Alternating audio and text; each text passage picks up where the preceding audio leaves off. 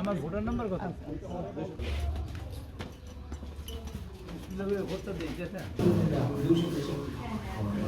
আমি আপনাদের এইখানে ভোটে বিসমিল্লাহির রহমানির রহিম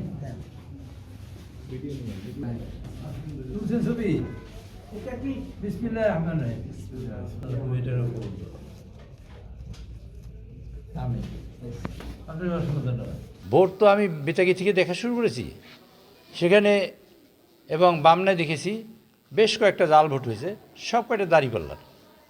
এবার ছোটো নাস্তাপাড়া এখানে দেখছি 3টে ভোট জাল হয়েছে, সেটাও দাঁড়িপাল্লার।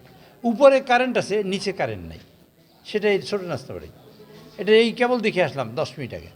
কাজে পরিবেশটা এখন পর্যন্ত আমি যা দেখছি স্বাভাবিক পরিবেশ, সেটা অস্বাভাবিক হইতে বেশ সময় লাগে না, দুপুরের পর থেকে অস্বাভাবিক হইতে পারে, অস্বাভাবিক না হোক সেটা প্রত্যাশা করি।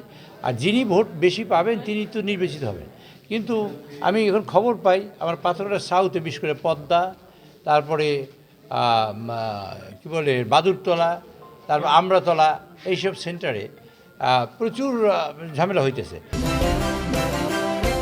বাংলাদেশের নাম্বার 1 স্টিল বিএসআরএম। এক লোক তার মাকে নিয়ে আসছে ভোট দেওয়ার জন্য, তার মা হাঁটতে পারে না, তাকে লাইনে দাঁড়িয়ে গেছে, তাকে বসাই রাখছে। সেই ব্যাপারে আমি এখন ডেপুটি কমিশনারের সাথে কথা বললাম এবং আমি এডিশনাল কমিশনারের সাথে কথা বললাম, তা তারা দেখবেন।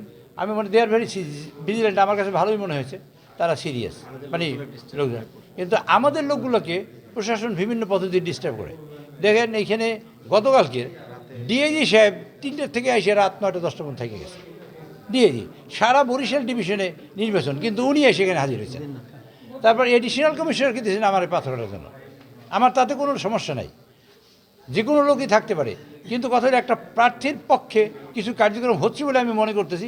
আমি সব ঘুরে তারপর আমি আমার প্রতিক্রিয়া ব্যক্ত করব।